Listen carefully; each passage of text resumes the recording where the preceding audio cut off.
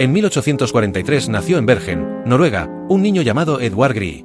Le encantaba escuchar el viento, la lluvia y el mar entre los fiordos. Aquellos sonidos de la naturaleza serían la inspiración de toda su música.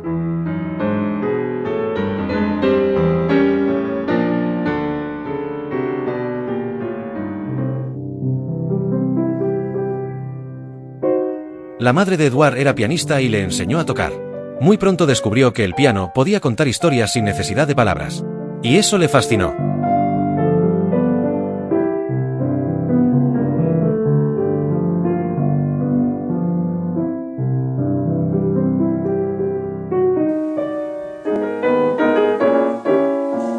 Cuando tenía 15 años, el famoso violinista Ole Bull lo escuchó tocar. Quedó tan impresionado que convenció a su familia para enviarlo a estudiar música a Alemania. Su aventura acababa de comenzar.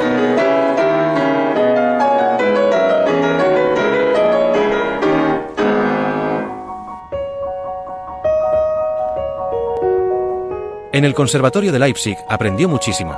Pero mientras estudiaba, echaba de menos las montañas, los bosques y las leyendas de su país. Sabía que algún día volverían a aparecer en su música.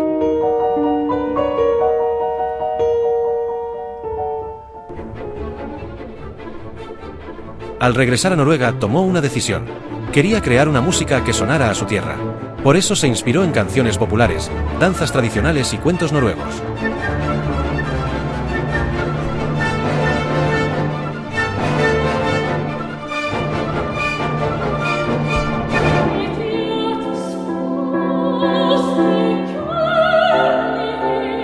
Edvard se enamoró de Nina Agerup, una magnífica cantante. Se casaron y viajaron juntos dando conciertos. Nina interpretó muchas de las canciones que él componía. Formaban un gran equipo.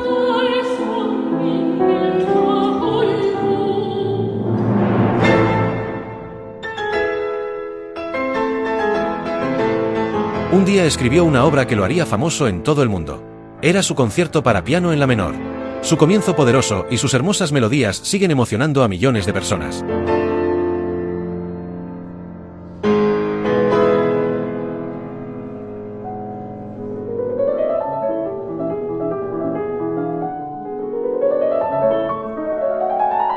Edvard también escribió muchas piezas breves para piano. Las llamó piezas líricas.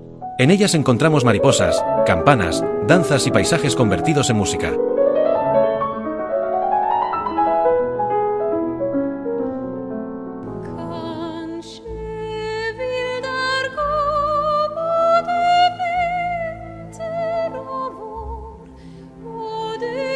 El escritor Henrik Ibsen le pidió música para una obra llamada Peer Gynt. Grieg aceptó el desafío. Sin saberlo, estaba a punto de crear algunas de sus melodías más famosas.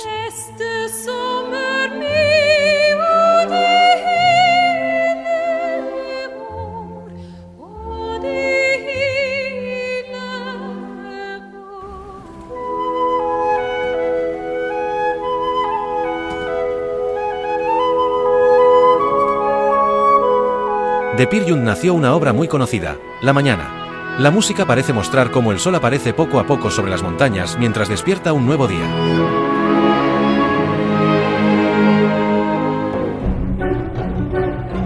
Otra pieza de Peer Gynt fue en la gruta del Rey de la Montaña. Empieza despacio, pero cada vez va más rápido. Parece una persecución llena de criaturas fantásticas y aventuras.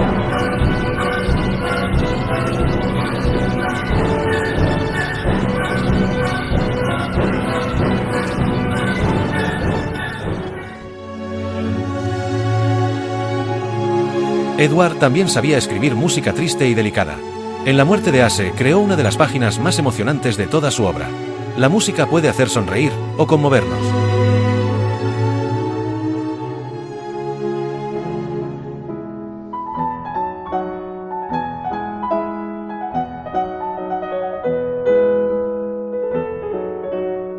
Con los años, Edvard se convirtió en uno de los compositores más admirados de Europa.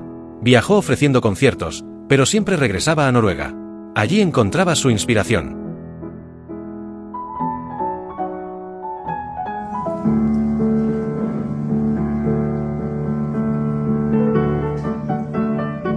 Cerca de Bergen construyó una casa. Rodeado de naturaleza, componía nuevas obras observando el paisaje que tanto amaba. Era su lugar favorito para crear.